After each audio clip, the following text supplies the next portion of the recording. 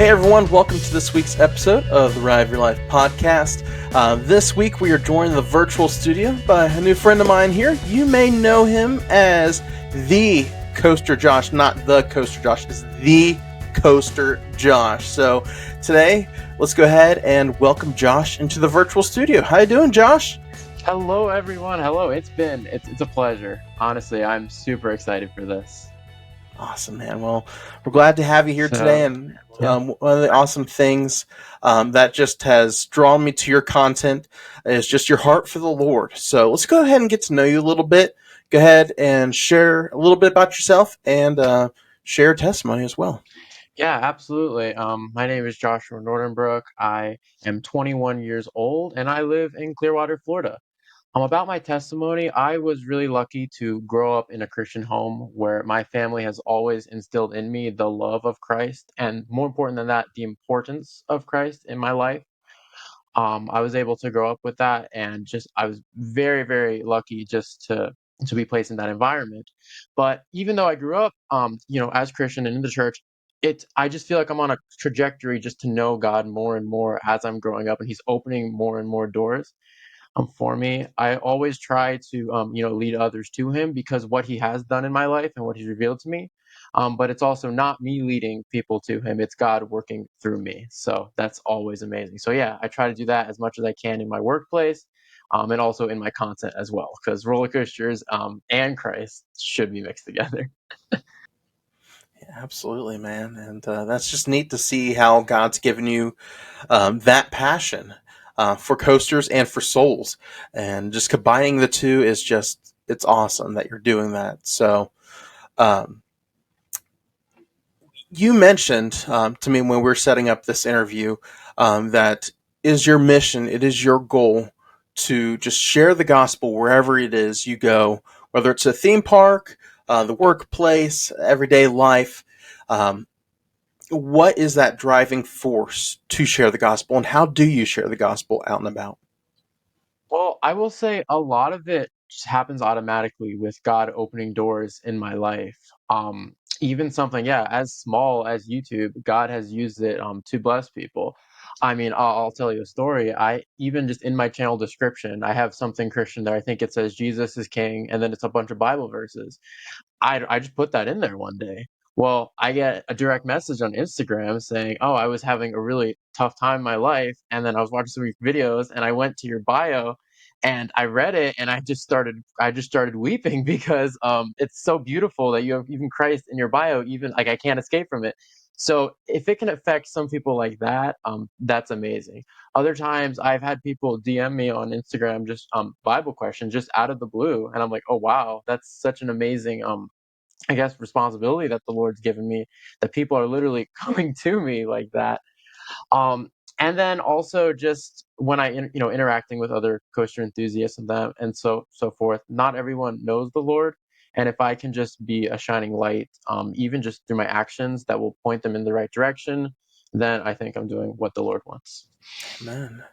And this is typically a question that we ask at the end of the episode, but I'm going to go ahead and ask you it now. What is a verse that you would claim as your life verse, or was your a verse that you turn to in Scripture that just motivates you to continue to share the gospel? Oh, that is a good question. For me, this changes all the time, and I guess it changes with the stage of life that I'm in. One verse that I really, really like a lot is Ephesians 2, 8 through 10.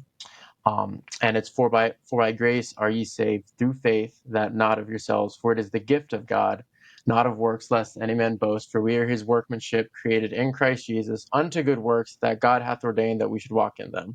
I think I said it right. Yeah.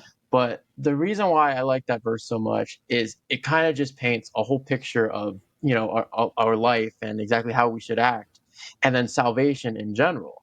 I mean, it talked about for by grace are ye saved. So that's the very first verse. And so that's one on one. That's saying that we can't do anything ourselves. That's saying it's a free gift. And then it says through faith. So that's the medium of how we do it. It's not an action. That's just, how we do it. And that not of yourselves. And then it once again emphasizes that not of us.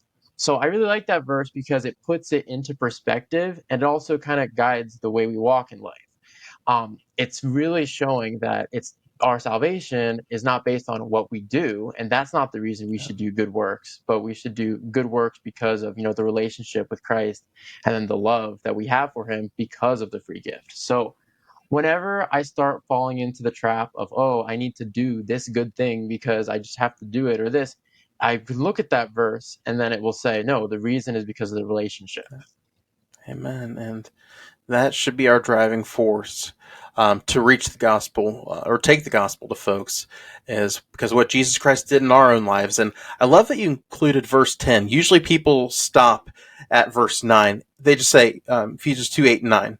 But the part they forget to is we are created in his image. When we are created as his workmanship and created in Christ Jesus. And that's just an awesome thought and a reminder too that we are made in his image, so we need to share him with others. So, and as you mentioned there with that verse, the driving force is simply the cross. And a question that we're asking this season to all of our guests is, what does the cross mean to you? Oh, well, redemption. It's just redemption of how broken we are, and how perfect we can be through Christ. And it just, whenever you think about that, you just it's mind blowing about how an all knowing, all powerful, all existing God um just looks down at us, like little old us, and then just says, "No, I want you," and handpicks us, to be saved like that. That's honestly just amazing. I have no words for it. I can't describe what it means, but I think you get the point. Absolutely. And there really isn't any words to describe just the beauty of the cross and what it truly means to someone who has come to the cross for the saving power of Jesus Christ. And it's something we shouldn't take for granted. Um, Jesus Christ didn't have to do it, but he willingly did it out of love. And as you said, if we simply put our faith and trust in that, we can be saved through Jesus Christ our Lord. So that's great. And what is some of the best advice you've been given for sharing your faith, and that could encourage someone that's listening to this to share their faith? What is the best advice that I've been giving? I would say to not make it about you. Because when you make it about yourself, that, "Oh, I have to go do this, and I have to," like, it's all on me, then you're gonna fail, because, we're sinful creatures, and when you make it about ourselves, that's just pride coming in. I mean, that's the number one most important thing. But when you make it about God, I would say the opportunities just kind of come into place. And then, or you'll recognize opportunities that you wouldn't have recognized before when you're making it about yourself. And then also, when you make it about God, you won't be scared to fail. But when you make it about yourself, you will be scared to fail. Yep, that's a good answer there. And one of the neat places that God has allowed you to share the gospel is in your workplace. So go ahead and tell us about what you're doing now and how you get to be a light to the folks you get to work with. Absolutely. So I am a franchise director for Mathnasium. We are a company that does after-school math tutoring from ages like from kindergarten math all the way up to like 12th grade calculus. So I actually never really liked math growing up. But I mean, there was one near my house, so I decided to apply for a job there. And then throughout the last couple of years, God really has opened so many doors for me to eventually, run my own location. And so that means I'm interacting with kids every single day, of all ages, and I'm able to share the love of Christ through education. And just being able to see these kids, some of them come in so defeated. They say, "I hate math. I'm not good at anything," and just to be able to kind of change that is honestly, God put me in the right place for a reason. So not just that, I'm also able to really have a relationship with the kids' parents, and then also my staff at work. And not only has he like blessed the business financially, but he's really blessed me, that it's such a blessing that I can just see these kids and say, "Wow, oh my goodness, I get to make a difference in their lives." Absolutely. And as I mentioned to you before, this you even said this is you don't feel like this is like a permanent place in the future, but it's just a simple place that God has you now, and that's for all of us too. It's God places us in our mission field even if it's for a short time, to reach someone specific that he's going to bring to us. So I just want to be an encouragement to you, man. Keep it up. Keep being the light of Christ. And even when you feel like this isn't a permanent field, or it's not a permanent field, take the time there to continue to sow the seeds, plant them, and let God give the increase. And it's just so neat that you get to do that. And taking something you thought you would never pursue, and God use it for something great and better, exceedingly above all that we can ask or think, as Scripture tells us. So, Absolutely. I yeah, was never great at math growing up. I mean, I was okay. I would get B's hmm and A's sometimes, but I never yeah, liked it at all.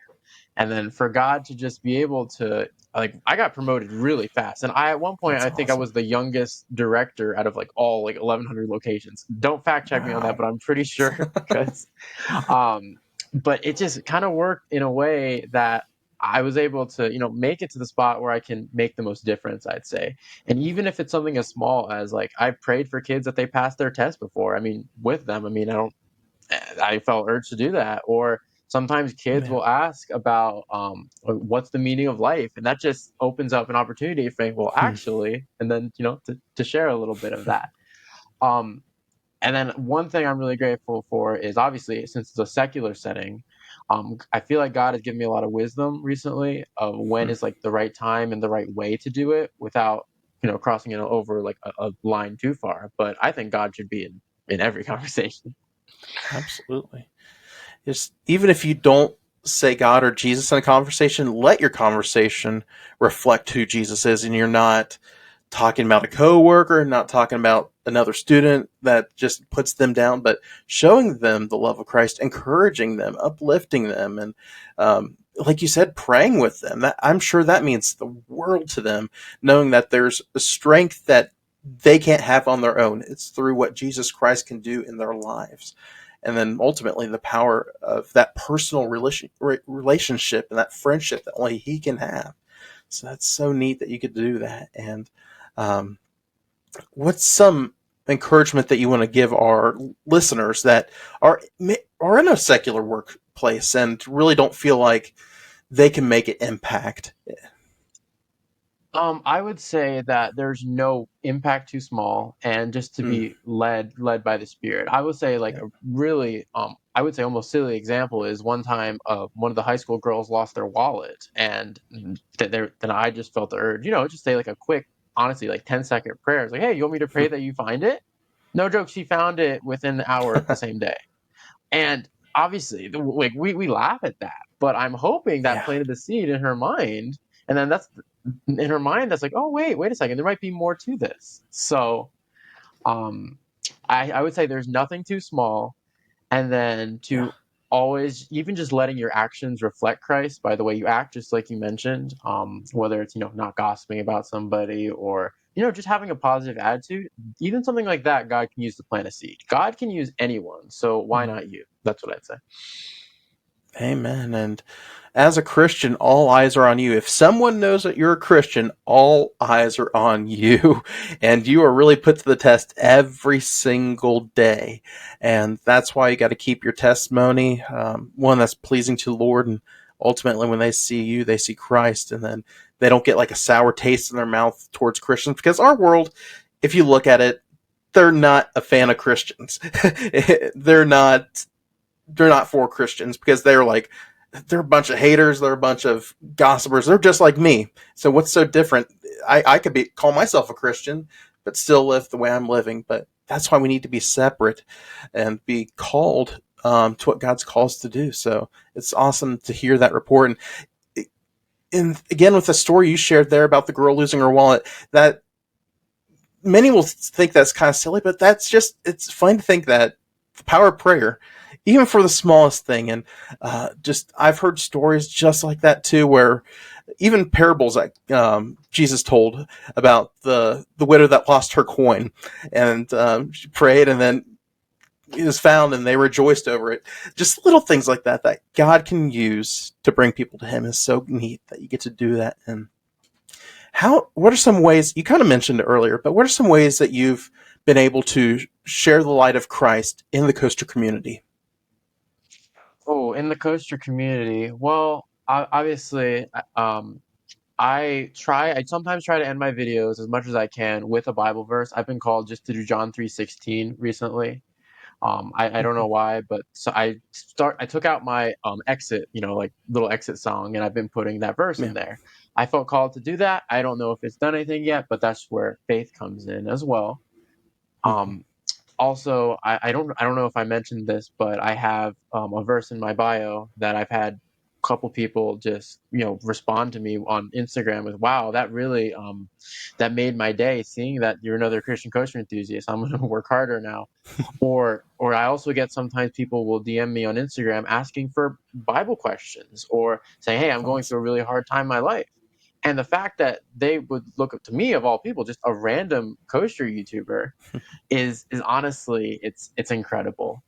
Um, and then also just being able to meet people at parks and sharing, the love of Christ, even if it's not explicitly saying it, and hopefully they can see it, and then hopefully that plants the seed, and they can just look into more of it themselves. Awesome, man, and keep it up. And John 3:16 is a simple verse, we all know it, but just the power of that verse, that God loved us so much that he sent his only son to die in our place, that if we simply put our faith and trust in him, we can have eternal life. And just the power of the easiest verse in the Bible will go far beyond what we can ever imagine. So that's awesome, man. Keep it up. And absolutely. And let's go ahead and turn towards your content now. Go ahead and tell us how you got started, what you're doing, and what the future looks like for Coasters with Josh. Absolutely. Well, I started my channel. Ooh, what is it? Maybe I think I was in 10th grade or maybe ninth grade. And the reason I started it was I thought it would be fun. I've always loved theme parks. And I also really liked theory-based videos, especially when it deals with like business and really looking at the data and summarizing. So I watched a lot of those non-kosher videos, and I was like, oh, I can make a couple of those. So I put out my first video way back. It was called the Virginia Kosher War. I made it on iMovie. It was just a slideshow, and then I just recorded it with my phone, or I think it was like my dad's phone because I didn't have a phone at that time. Okay. And I think I got under the covers, recorded it to get the best audio. And I was like, "Whoa, people are actually watching this! Oh my goodness!" So I made another one, and then it kept going. And then I said, "Oh wow, people are actually watching this. This would be a pretty cool hobby to do." And over the years, the channel has definitely grown. We're almost at 7K subscribers now, so we're Awesome. growing at a decent rate. Obviously, when I was in high school, sometimes the workload is too much, so I can't make videos. But now that I'm in postgraduate, so master's degree now, I have a little bit more free time because the flexibility. So I've been trying to crank out a short every day and then a video every week. Um, if I would like describe my content, I would say it's very segmented into like two categories. So YouTube Shorts is either like short videos, well, obviously, like mini theories that I would do. Whereas the long form, I really want to dive in depth. So I almost have like vlog content in the shorts, and then like really in depth videos for the long form. And trying to see which direction that's gonna go is very interesting because I get a lot of return on investment with short videos. They do pretty well. I think one I just Cool. posted about roller coaster rodeo over at Fiesta, Texas. I posted 2 days ago. It's at 100K views. So like, Wow. okay, that's pretty good. So maybe my channel is gonna move into that direction, but I'll always make the long form, really theory based videos because I like those a lot. Nice. And before we continue on with your content there, I got to ask, what is your coaster count currently? Try saying that I 10 am times at one. fast. I am at 142. Nice. And what's your top five? I'll go ahead and make it easy. What's your top five? Okay, I have a very controversial number 4 and 5, but I'll start with number one. Okay. Number one is Velocicoaster, Jurassic World Nice. Velocicoaster. I absolutely love that ride. I love launch coasters. I love theming a lot, and you'll Mm-hmm. notice as I'm going down. Um, it's just fantastic. Intamins are great. The best restraint. I Mm-hmm. love it. My second favorite coaster would be Stardust Racers at Epic Nice. Universe. The dueling is so good. Mm-hmm. It's not super intense. I don't get why people say that, to be honest, but it's just fun. The whole ride screams fun. I love it. Night rides are good. Day rides are good. Anything's good. Three would be Iron Gwazi, and I got the poster right over there. Nice. I've ridden that so many times. I rode it the other day. I might ride it tomorrow. It's just solid, really fun. Number four is kind of a controversial one, but since I really like theming a lot, Okay. I would say Guardians of the Galaxy Cosmic Rewind. Yeah, It's very good. And it then is. the rewritability factor there, where you can just get a new song every time, Mm-hmm. is great. And they're good songs too. So Yeah. I love it. And number five has been switching around a lot recently. It used to be Hagrid's Magical Creatures Motorbike Adventure, that one. Yeah. But recently I rode in the sidecar again, and I'm like, that's not as good as the motorbike. So Mm-hmm. I don't know. It might also be Time Traveler at Silver Dollar City because I like Yes. that one a lot. So top Yeah. four though is solid. That's nailed down.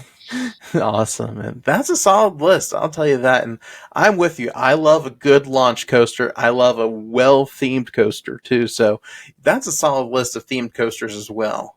So you mentioned Epic Universe. So tell us about your experience at Epic Universe. Okay, Epic Universe. Where do I begin? So I have had the privilege to visit the park 3 times now, and I've been able to Nice. ride absolutely everything there. Um, it blows away any other park, to be completely honest. And I Hmm. know it gets as much hype. It gets so much hype right now, and maybe it's a little bit overhyped, but it's just so good. I'm adding to it right now. The level of theming on some of these attractions are really, really well done. You won't see anything like it in the world. Monsters Unchained is fantastic. I don't really watch any like scary movies or anything, so I didn't expect to like it, but I loved it. Um, the Ministry of Magic ride, best ride that I've done ever, Wow. honestly. It's I could not tell what was a screen and what wasn't a screen. I know everyone says that, Wow. but that's just true.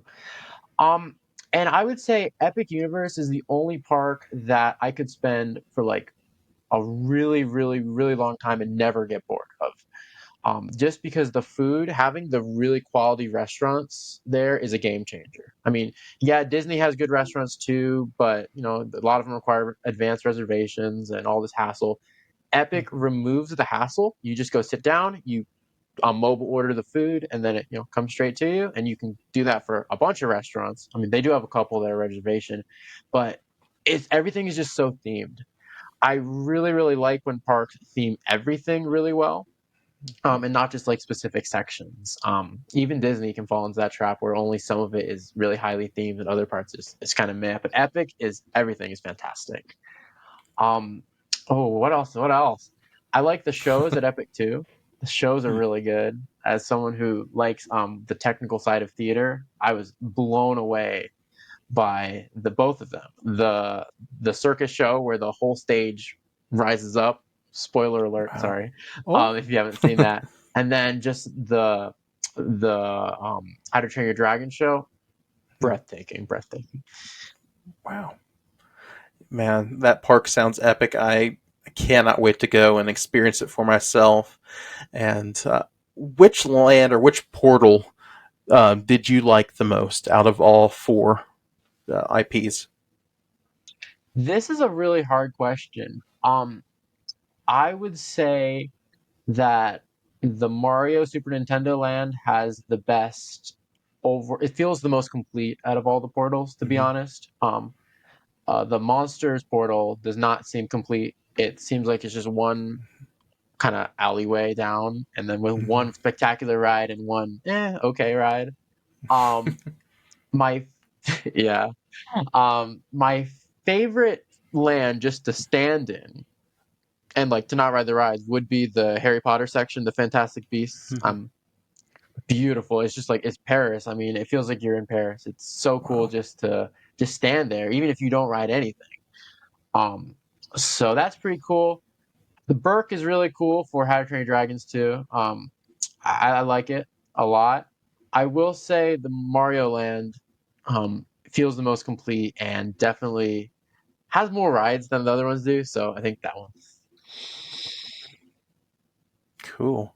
And compared to before you went to the park and after visiting the park, did your expectations change, or were they about the same, or did not meet your expectations? What was it compared to before and after going to the park?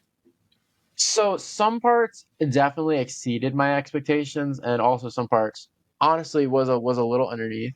I love Monsters Unchained, I really do. Mm-hmm. Was not as good as I was expecting it to be completely honest. I was expecting it to be scary since it's a monster ride, but it wasn't at all, and I'm totally down for that. But I was expecting that to, be a little more. Um, let's see, what else is there? Some of the decisions made, like to run the Gerstlauer Skyfly with only like 3 times around, I don't like because it's you wait 45 minutes, you get to go on it for 25 seconds. It feels like, so that fell underneath my expectations, and some of the some of the other stuff, they're working out the kinks in that park. My Mm-hmm. first time I went, it was during technical rehearsal, and Stardust was down for the entire day. Wow. And then I wasn't happy with that, but I think they have it. I think they have it worked out now. The other thing I will say, my only last complaint that did not fall, Curse of the Werewolf is not amazing, to be completely honest. I'm sure you My number I've one most heard it. disliked video on TikTok right now is me just giving an honest review. I was like, yeah, it's fun. It's fun if you wait 30 minutes for it or 20 minutes for it, but anything more than that is pushing it. Mm-hmm. Not a fan of that one, but everything else is good. Awesome. And like I said, I cannot wait to experience the park for myself. Monsters Unchained is like my most anticipated thing there. Harry Potter Mystery Magic is close second, but I'm so excited to visit this eventually, and just based off what I've seen through content, yours and other people's stuff, it's just getting me hyped for it. And uh, one question I've been asking our guests, whether they've been to the park or not, is if you were tasked to create the next portal to an IP, which IP would you have, and what would be some of the attractions? Oh my goodness, this is a hard question. Um, so obviously we have the rumors going around of whether it's a Zelda portal or a Wicked portal. I'm not Mm-hmm. super into both of those, to be completely Mm-hmm. honest. So I wouldn't really know what to add. I will say, I think the park needs another high quality dark ride because they have two. One more would be elite. Honestly, that's what it would do. And whether we do get it in the form of a Creature of the Black Lagoon Mm-hmm. boat ride that could be indoors, have an outdoor section and an indoor section, that would be fantastic. But they just need something else. Um, I'm trying to think of things that would like do well in the park Mm-hmm. because that's like my business mind since Yeah. I guess all my college classes bring me to thinking that way. Um, Probably Wicked would do well Mm-hmm. with the Emerald City, Mm-hmm. and you could do a killer dark ride with that, and I would be very into seeing that. Man, I can only imagine if Unchained and Ministry. I cannot imagine what they could do with a wicked dark ride, and just with part one, the content that movie has to offer. It's like I can't imagine what they could do with it. Yeah, It's crazy. it's honest. It's unbelievable. And the fact that they already have expansion, like they have a place for the next Mm-hmm. portal. They already have it there. I guarantee you, they have the plans already down for that. So probably coming in the next 10 years, we'll see the Mm-hmm. announcement of it. So it's a very good time to, I would say, visit theme parks, and especially me living in Florida, Mm-hmm. pretty close to all of them. Cool. And I know your content's a lot of theories in the parks. So my theory question for you: Universal's cooking up something in the front of the park at the studios. What do you think is coming to replace Rip Red Rocket? Which Oh my IP goodness, coaster do you think is yes. coming? I actually do have a video coming up with this on my channel Mm-hmm. soon. I interviewed a bunch of different people, got their opinions, and I actually have made concept art for what I think it's going to be. Maybe you can add Okay. that in in post-production. Right here. But I think we're going to be receiving a Ghostbusters themed coaster. I think it's going Okay. to have I would say it's either a top hat or a vertical lift and the loop. So they're gonna keep that essential portion of it. I also think that it's definitely gonna be Intamin. I mean, we pretty much know that, and their Mm-hmm. relationship with Intamin is great. They're gonna keep it up. Mm-hmm. I am of the unpopular opinion that I think it's going to feature a reverse launch into a spike. So Okay. we've seen Intamin's LSM model, and I think it's going to shoot backwards into a show scene, up the spike, and then shoot forward into the top hat, the loop, and the rest of the layout. Ghostbusters, I think, would be very easy for them to do. That's probably Mm-hmm. one of the safest routes that they could go. Mm-hmm. Um, Back to the Future, I think, would be a little trickier. You could have Mm-hmm. that great show scene, and then of course you launch them backwards, launch them forwards, but for the rest of the ride to put theming in there, I don't know. It's pretty tricky. So yeah, I definitely think Intamin launch coaster, whether it's a reverse launch or a forward launch, we don't know, but it's going to be fantastic. Yeah, and I agree.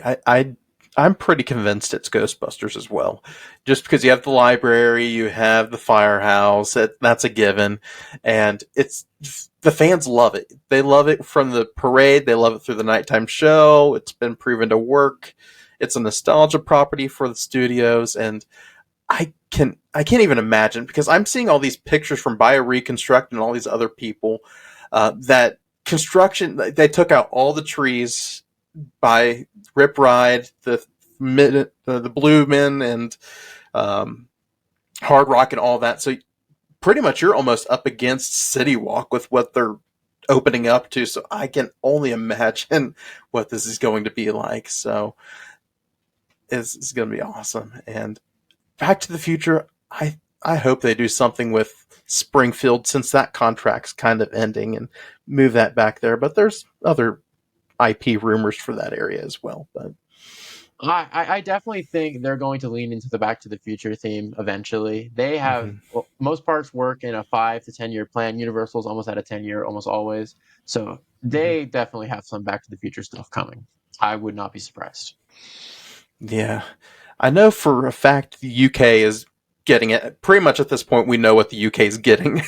Some leaked plans and things for there, but man, I want to get out to the UK once this thing opens. Like that park looks amazing. They get IPs that we don't have yet, or don't have to the quality of what they're putting out there. So, if you were to create a Universal park, and I'm putting your Imagineering to the test here, Josh. Um, which IPs would you like to include in a future Universal park? I would like to see James Bond Mm, as one of the, at least that would work really well for a dark ride. We've mm-hmm. seen Revenge of the Mummy work really well as an indoor coaster. I think a James Bond coaster would be pretty cool. Um, I would have so much fun creating fan art for that. I'd like to come up with a ride system and all that stuff. The nerd Mm-hmm. in me would go crazy for that. Um, we are could see more Minions in the future. I think that's very likely. Minions is very popular. I don't know how pleased you'd be about that or me, but I like I think they're Minions, all right. but Yeah. I could see them any sort of thing that is like super cartoony like that is really Mm-hmm. easy for them to do well. That's why Super Nintendo World works, is because it's not Yeah. hard to make things look like plastic. So they can Mm-hmm. put a lot of effort into that. Oh, what other things or other movies? We did mention Wicked. That would be cool to Mm-hmm. see with Wizard of Oz. And to be completely honest, I'm not that big of like a movie guy, so I don't know that much cinema. I cannot tell you the last movie I watched, mostly because I'm so busy. Yeah. But one thing I'd really like to see would be to see more custom themes. So to be Mm-hmm. more custom lands, because I mean, monsters. Some of the stuff in monsters, first time we're seeing it, Yeah. and also even with Stardust Racers, seeing that custom theme of the whole storyline and everything, and then theming with it is amazing. So I think Universal should at least in every new park they do one custom kind of land or theme just to see how it works, and Mm-hmm. chances are it's usually going to be successful. Absolutely. And like you said, Monsters has proven that it can work. There's the source materials there, but they've made their modern story to it. Yeah, I think, I guess shifting to Disney as well, there's a Hmm. lot to Yeah. play with in the Disney catalog. Hmm. I would be a lot happier like designing stuff from there. I mean, everything. Like you could do like even like a Mary Poppins ride. Obviously, you can do Encanto. Hmm. You can do everything. Just the Hmm. bubbly nature of the Disney stuff, I think, lends a little bit easier to designing rides and lands. But yeah, Universal has a lot to work with too. Okay. Now I'm going to bring out the Imagineer in you in this episode. Okay, Josh. Oh my So goodness. you mentioned Disney. I yeah. I, So if Disney made Epic Universe, what would be the portals that would be in that park? What would be the lands? oh my goodness. There's so much to choose from. They could literally choose honestly anything. Um, I mean, I'll say based on what I would like to see. Obviously, Hmm. I know what they're doing now. So they already Yeah. have something for Encanto, coming to, Hmm. Animal Kingdom and all that. But I think anything that has really nice nature works really well. Hmm. So, whether it's even like Lion King or something like that, having a Hmm. portal that would work pretty cool. Um, I would like to design stuff with like architecture. So whether it's Mary Poppins and you go back into, London, that would work Yeah. really well. Almost something similar to the Harry Potter section at Epic Universe, with those big, tall buildings. And in each one of those Hmm. buildings, you can have, a place to go into a dark ride. So it'd be pretty easy to disguise a show building with tall stuff. So that would Hmm. work. Oh my goodness, even like Wally, a Wally dark ride would be crazy. That'd be That that interesting. that would be cool. So. Yeah, this is something that I really enjoy. Would be to design rides. Like if I could do any job, it would be to design amusement park rides and lands and Hmm. stuff.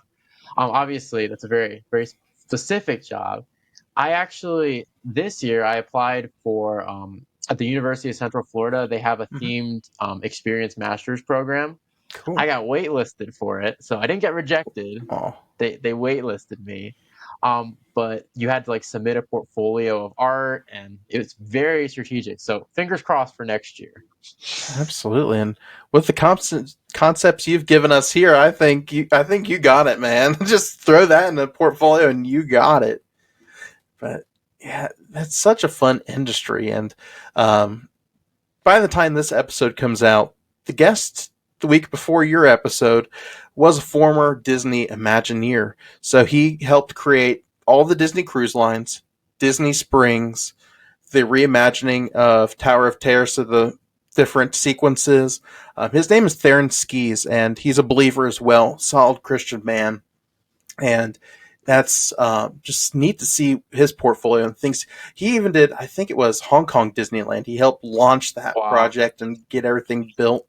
So it's we need more incredible. Christians in the industry, man. So I wish you the best of Well, luck, man. I I am trying. I guess the thing that's different about like in the modern century now is like now there's all Hmm. these tools and a lot of it's like online based, like with the 3D Hmm. rendering. So it's like you got to teach yourself all these tools. Right before this, I was doing 3D rendering for my portfolio of like a dark ride and stuff. Hmm. So you just got to master all that stuff and then say, please hire me, Park, please.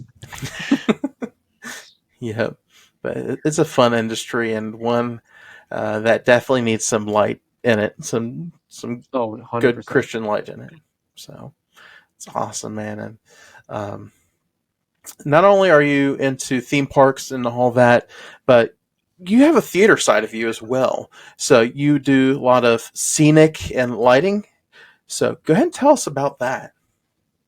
Yeah, absolutely. For the past 2 years, I've served as the drama department director for a Christian school in my area. Cool. So I've directed two productions with them. I'm not going to say the name for copyright reasons, but they're pretty big shows Okay. with elaborate sets and then elaborate lighting. So yes, while I'm also in charge of directing it. I had my assistant director, really work with like the acting and stuff, Mhm. and then I was in charge Yeah. of drafting the set, coordinating the construction of the set and then all the technical effects. So whether it's the fog machines, the laser lighting, and then the projections in the Mhm. back. So we do have a pretty big stage, and then we also have a giant curtain that goes in the back, so we're able to project onto Hmm. it. Being able to do some of that projection mapping with the scenes and the transitions, and matching that to a backing track is really it's tricky, but it's so Wow. worth it. When you can have actors sing, and at the highest part of their voice, like the background changes, and then just cool stuff Wow. like that. Super fun. That stuff makes me happy, and that's what kind of made me realize, oh, I kind of want to do it in the the theme park industry, as well. I will say that I think everyone should explore theater because it's a truly Hmm. magical experience going from nothing to a Hmm. full production, and then Hmm. also that's another way, seeing these actors in the high school actors, just seeing them transform is another way that God has used me. Yeah, that's really neat, man. And so I'm assuming you did a lot of theater, like growing up, and like whether in school or community or church or anything like that. Yeah, I was always interested in that. I was in a couple of productions, mostly community theater productions. And then throughout high school, Cool. I'm always in the production. In fact, I was Willy Wonka for our Willy Wonka production in high school. That was fun. Nice. Um, yeah, and then that's what kind of made me realize, okay, it would be cool to kind of try to put on one of these shows. And then the ones I've Hmm. done have been very successful, the highest attended that we've had. So I was like, okay, wow. So that little kid who like loved Hmm. theater, like, wow, look at him now. Um, when I was younger, I did a lot of church productions, Cool. which is pretty cool because you can lead people to Christ with those. Hmm. I had one that we did one we wrote the director was like in movies and stuff, like he was a pretty big guy, famous, and he wrote a custom production for our church, and he wrote one of the Cool. roles around me, so I was very happy with that. When I was younger, I was in a commercial. I wanted Oh, to be an actor cool. for a while. That was a big thing. um, so that was pretty cool. And then recently for my mathnasium, I was also in a commercial for our local one that just aired locally around. That's so awesome, man. And I grew up doing theater. I still do like drama and stuff through church. And what's your favorite show? I guess which show you've been in, and which show you love seeing or listening to the music to? Oh, absolutely. Oh my goodness. There is so much here. I would say that the favorite one that I've been in was when I was pretty young. This was maybe like seventh grade, sixth grade. Hmm. Josh, he was in a production of Chitty Chitty Bang Bang, which was Nice. really cool because I love all the music from that. That was Hmm. fantastic. And then just seeing the different sets, and that's a very interesting production because almost Hmm. there are a lot of different scenes in it. There's a lot of completely different backgrounds, from the circus to the candy store to a castle to the streets of like a Bavarian village to the ocean. Like one of the scenes is in the ocean. That takes a lot of technical expertise to be able to craft a set around that. So I was astonished when I was in that. What are some of the ones that I like that I've seen recently? I've seen Come From Away. I don't know if you've heard about that. Yeah. I liked it a lot because it showed what could be done with a minimal set. Their set is just Hmm. chairs and tables, and then they Yeah. make an astounding production. I tend to like a lot of the classics for musicals. Hmm. So whether it's like Mary Poppins, My Fair Lady, Fiddler on the Roof, those are all Hmm. fantastic. And I also tend to think that the older the musical is, the better music it has. Hmm. Sorry, Hamilton and Yeah. all that stuff, but Yeah. I like the classics. Yeah. Yeah, one of my favorite shows I've ever been in, and one of my favorite musicals is The Music Man. So I was Winthrop Peru as a kid in sixth grade, and I just love that story. Just a classic, wholesome story, and that's another good one with good music, a good Americana feel to it. Yes. So that's been one of my favorites. And um, have you heard of or been to Sight and Sound Theater? I have watched a lot of them on the Hmm. computer. So obviously there's one in Branson that Hmm. I could not get tickets for when I was out there because they were completely sold out, when I went to Yeah. Silver Dollar City. And then obviously the one in Lancaster. I have seen all of them online with my family. I absolutely love Hmm. it. In fact, one of them I saw in the theaters because I think it was David or Daniel, one of them, Yeah. they broadcasted in all the theaters. I absolutely love it. if I live near there, I would audition to be in one of those. Those look fantastic. Mhm. And some of the music is really, really solid. Like they don't Yeah, spare any expenses for that. So yes. yeah, and I agree. David's probably one of the best ones recently. Just the music that David was meant for a musical. His life, a lot of the source materials and the Psalms he wrote, and just his life. So that's awesome. But if you were tasked to create a biblical story into a theatrical production, whether Sight and Sound's done it or not, which one would you like to tell and why? Oh my goodness. Well, let me think about this one. Hmm. I would definitely want to do something Old Testament rather Mm-hmm. than New Testament. I think you can do that with a lot more class, because Mm-hmm. whenever you portray Jesus, you have to be very, very careful. Yeah. And some Christians won't even touch that. And I would like to err on the side of caution, so I'd do something Mm-hmm. Old Testament based. Um, I would say probably Daniel. I would love to try my hand at doing a Daniel one because there's a lot to that story.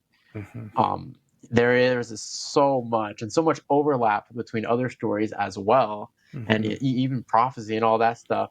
That would be fantastic.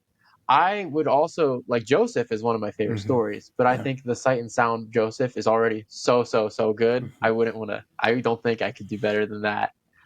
Um, and I would say out of all the Sight and Sound ones, what I would try to do a different take, well, not a different take, but Mm-hmm. do a little differently would Yeah. be the probably the Moses one because Yeah. there's just so much to cram into it. I don't think they were able to fit in as much. So do a 3 hour, 4 hour version of that. Get all the information in. People will be sleeping bored, but they'll get everything in. Yeah. And I agree about the Moses one. It seems like they tried to put so much in such a little time, you really can't do it. So I'm interested to see their take on Joshua, basically picking up from the Red Sea to the walls of Jericho, Rahab, all that. So it'll be interesting. But Absolutely. well, I cannot wait. I always see all of them, and then they're also good. Even the older mhm, ones, like Ruth is really well done too. mhm.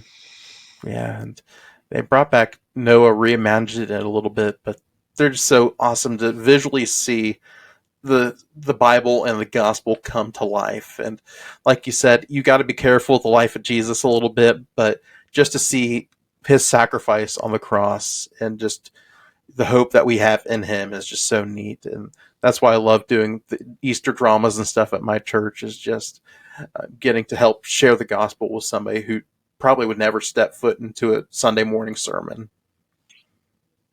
Yeah, I think the ministry that Sight and Sound is doing is incredible. Mm-hmm. They're truly doing everything to the glory of God. Mm-hmm. And you can just see it, and also in God, and God is blessing it. I mean, Yeah. you look at a Broadway show and compare it to the Sight and Sound. Sight and Sound is way more elaborate in their sets, in their Mm-hmm. stages, and you can see how God is just blessing it in order to further His cause. So I guess that's just a testament to if you go towards the right thing, then that God will bless it. Mm-hmm. Absolutely. And as we talked about towards the beginning of our time tonight, God will provide the resources. You just got to be faithful in the little things, and He'll bless in the big things. And honestly, I think Sight and Sound's cast soundtracks are better than most Broadway soundtracks that are out now. Just the quality of the songs and just the heart. There's true heart behind those songs, not just singing them to dance around and put on a good show, but truly they're worshiping the Lord through that. So, absolutely. So, as we bring this time to a close, which it's been awesome to talk with you, Josh, I'm going to go ahead and turn it over to you. If there's any final thoughts, any advice, any thing you want to leave with listeners, go ahead and share that now. I would just try to tell everyone, just set your sights to the Lord and walk in that direction. And I will say I guess he'll meet you there. One of my favorite verses, it's draw nigh to God and he will, draw nigh to you, which is, yeah, God's gonna, honor the effort you put forth. Um, I will. also say it's very important to just have faith and to realize you won't understand everything when it comes to Christianity. I mean, whether it's specific doctrine things or just things you won't understand, realizing that it's okay, and that's the role that faith comes in, and then also surround yourself with godly believers. Um, I'm realizing that it is okay to not know everything because you won't, because we're humans on this earth. It can give you a lot of peace of mind. So definitely that, and then just go towards God because He's going to honor that. Amen. That's some good takeaways and thoughts there. For our listeners this week, just look to the Lord and not lean on your own understandings. Proverbs 3, 5, and 6. And He'll lead you where He wants you to go and to reach who He wants you to reach in this world. So, good stuff, man. And each Saturday, we like to highlight a song that means something to us. What song would you like to highlight this week for our song spotlight? Oh, um, this I listen to a lot of Christian music. Josiah Queen is really good. I'm sure you hear about him a lot, but the song "I Need You More" is really good. Because that's we need God more within our lives. It's so simple as that. I would say that's one song I'd like to highlight. Um, I also like there's a song called "Open Arms" as well. I think it's by Gavin. I like the theology better in "I Need You More" by Josiah Queen. That's why I'm choosing that one. Yeah, we'll go ahead and highlight that this week. I Need You More by Josiah Queen will be our song of the week. So, all right, man. And to wrap things up here, how can folks get connected with you, whether it's your videos, your social media content, however you want to promote yourself? Go ahead and plug yourself, man. Absolutely. Well, you can find me at the Coaster Josh on YouTube, Instagram, and TikTok. I am on all those, and I would really appreciate any support that y'all give. I guess the more support I get, the more like exciting opportunities of content I can make, like getting invited to media days and so forth. And if you ever want to reach out to me, my DMs on Instagram are always open. And if you see me at a park, make sure to say hi. Awesome. Well, we do appreciate you coming on today, Josh. We want to wish you the best, and we're excited to see how God's going to use you in the days ahead. So keep it up, brother. Thank you so much. God bless.